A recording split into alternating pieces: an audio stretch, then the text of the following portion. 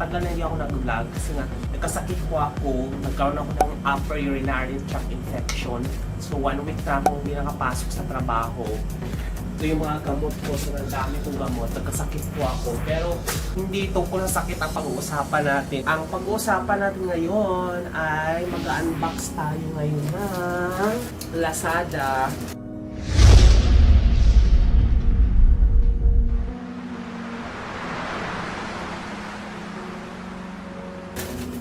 Ay, gusto ko nang i-video yung yung pag-unbox ko kasi masayang din naman kung hindi ko pakita sa inyo. So, dito tayo, simpleng lang to, video. So, ito kasi yung GoPro, binilhan ko siya ng mga accessory. Magpabagyo kami sa 21 pag kumaling-galing. Binilhan ko siya, itong first na unbox natin ay para sa GoPro. So, ang worth naman nito, 1,000. Binili ko siya sa store sa Lazada. Ang pangalan ng seller ay Telesin, mismo yung store nila. First ay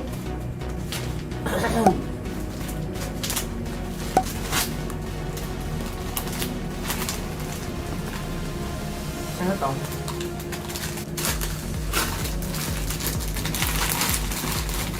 It is 3 para siyang charger na may kasamang USB. Hindi siya cashew things. Ano to? Tapos buksan natin yung isa.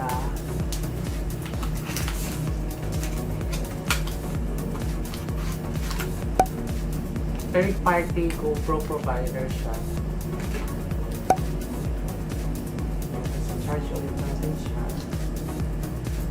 Ayan. Tapos, tanggalin natin yung, kasi dalawa lang yung kasama niya sa package. Tatanggalin ko na rin itong nasa GoPro ko. Tatlo na siya, good for 3 yung charger niya. Yan siya. Siyang hindi. Ayun! So, ito pala siya, micro kineme yung kailangan niya. So, yan. So, pupunuin lang natin to guys para at least meron tayong extra. And then, hindi ko pala nabanggit sa inyo guys, bumili rin ako nito. Lazada rin siya. Hindi ko pa kasi siya na-unbox dahil nga sobrang may sakit nga ako. Sunod na yung pagkakasakit ko, diba? So, binili ko siya worth mga ano to eh. Ito siya. Ito yung dope talaga guys. Diba kung merong iPhone na parang tig 8,000 or 9,000 na iPad, AirPods ba tawag doon? So ito siya. Bumili ako sa Lazada. Ito daw yung katumbas niya. Pero this is just only worth parang 1,700 or 1,300. Parang ganon siya. So, sobrang ganda niya guys. Last 3 weeks ko pa ito na ayan o. Tapos, ayan siya. Ang brand niya ay Xiaomi. So, very okay siya as a China product. Sobrang ganda siya. So, ang problema nga lang, ang ganito din niya, ang sasakan din niya is micro USB. Yun yung para sa Bluetooth din, na para din sa battery. Yung binigay dito ng Telesin, hindi naman kasya. Dalawa yung portal din, hindi rin kasya. Sabi ko, ano gagawin dito? So, ito-figure out ko pa kung paano siya gagamitin. Eh, dito kasya siya dito. So, pwede. So, titingnan natin kung baka magkasya doon talaga. So, let's set it aside. Puro sa GoPro talaga siya. Puro sa pang GoPro yung mga binibili ko na mga accessories kasi. Kawawa kasi siya. Wala pa siyang accessories. Ito lang. So, tsaka mabilis maubos yung battery kasi 1,220 lang yung milliamp. Parang ganito din siya. Pero sabi kasi sa review, ito din yung pinakamagandang third-party provider for GoPro. So, what else? Dalawa to, tatlo yata. Meron pa. So, isa is ano to? Ay! Bumili pa pala ako ng extra guys. Sorry. Kasi sabi ko 3 battery. Dalawa lang kasi yung free, no? Hindi free, diba? Doon sa ito, oh. Dalawa lang yung free. So, bumili ako ng extra. I think this is just amounting to 400 pesos. Bumili ulit ako ng extra para tatlo na yung battery niya. Para mag-GoPro na ako. GoPro ng GoPro ako para mas magaan lang siya, diba? So, yan. And then, so yun yung mga napili ko. Bali, 4 na yung magiging battery ko, guys. Nandun naka-charge yung isa. And then, buksan natin muna to. Tignan natin kung para saan siya.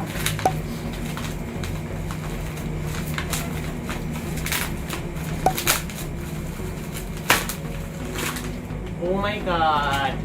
Ito, excited ako dito. Parang yung point of view niya, yung pag nag-vlog na ako, guys, point of view. Wala akong lakas mag-unbox. Hihina pa ako, guys. Alam mo, nabubuhay na ako dito. Omega. May Omega na yung bahay. Ano ba to? Okay. Ito is strap siya. Head, para sa head strap. Ganyan siya. Yan. So, bali, ito, head strap siya. Ilalagay ko dito yung ilalagay sample natin ha.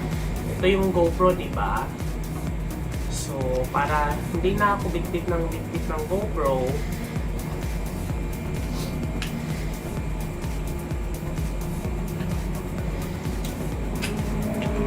lalagay ko tong GoPro sa case.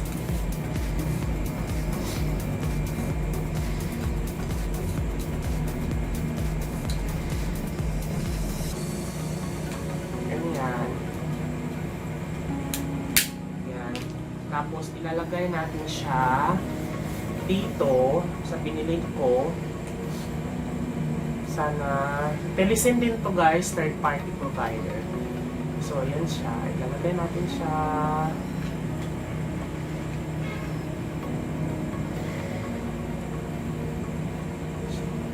Okay. Alam niyo, mamaya na yun. Tapos, ipapasok natin siya sa ulo. Ganyan. Para at least, tuloy-tuloy yung pagre-record kahit parang nangyari, nakikita nyo rin yung nakikita ko. Yan. So, ayan siya. And then, yung next na bubuksan natin, Telecine din siya. Puro Telecine. Kasi puro mga third party yung binibili ko. Yan siya. Buksan natin kung ano to.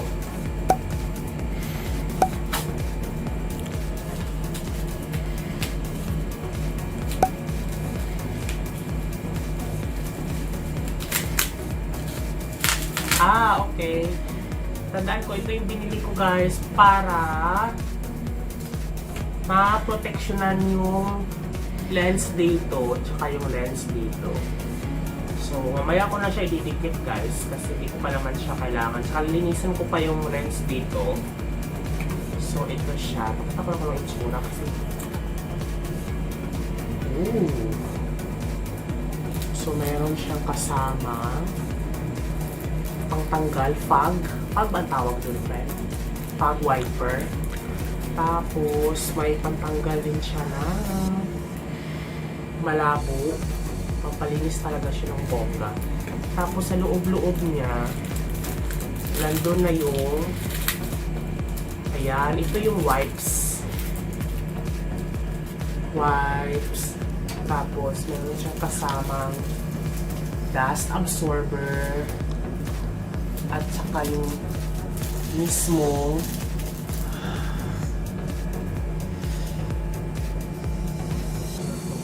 lens. Yan. Lens para sa harap. At saka lens na siya. Nakabit na din natin. And then the next natin na i-unbox ay itong worth 849 na Baron Digital Antenna BRL. Kasi, diba, ang TV ko kasi, ano siya, parang digital ready siya. So, hindi na natin kailangan pa ng bumili ng ABS-CBN box kasi digital signal na yung nakahagap niya. So, ang kailangan lang natin is yung antenna para makahagap tayo ng mga signal, digital signal. So, try ko lang bilhan to. Matagal ko na siyang binili to, pero sobrang tagal kasi ng delivery nito. Ngayon lang talaga dinadala sa akin. So, yung digital TV siya. Buksan natin na ha. Antenna siya kay Baron. Ay, ni Baron.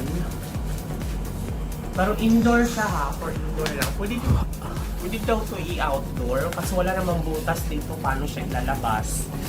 So, sabi ko, dito lang siya sa indoor. Kaso ang problema kasi dito, sobrang laki nga. Hindi naman siya malaki, pero parang hindi siya visually pleasing sa paningin kung nasa loob siya dahil medyo bulky siya. So, yan siya.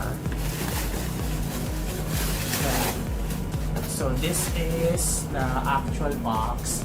Ayun yung mga specification niya. And then, these are the, ito yung pagkakabit. Pwede mo rin siyang gawing antenna for ABS-CBN box para mas malinaw. Kasi yung provided kasi na pina sa TV box, di ba, maliit lang siya. Pero ito daw mas malakas ang hagap. Wherein, hindi ko na kailangan ng box dahil yung TV ko naman is digital ready. Kailangan lang ng antenna. So, let's check kung ano ang mga signal na anong nasa loob. Oh my God, ang so dami ng antenna. Gusto siguro nilang i-indoor. Mag-i-indoor ako. But let's check. Ilang metro kaya to? Yan. So itatago ko rin naman to guys sa likod dahil kakabit ko lang to sa antenna. Then kakabit ko lang sa TV. Sa likod ko lang siya kasi ilang floor lang din. Mataas din naman yung lugar ko kasi sa floor din naman. And then, this is the actual antenna. Meron siya kasamang pang-lock.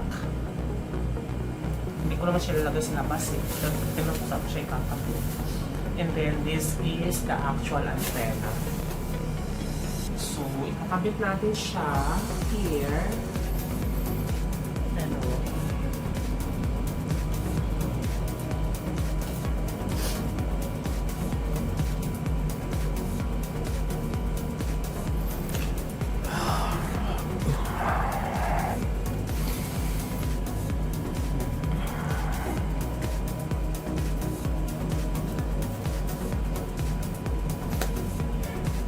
Magaan siya, parang walang laman sa loob.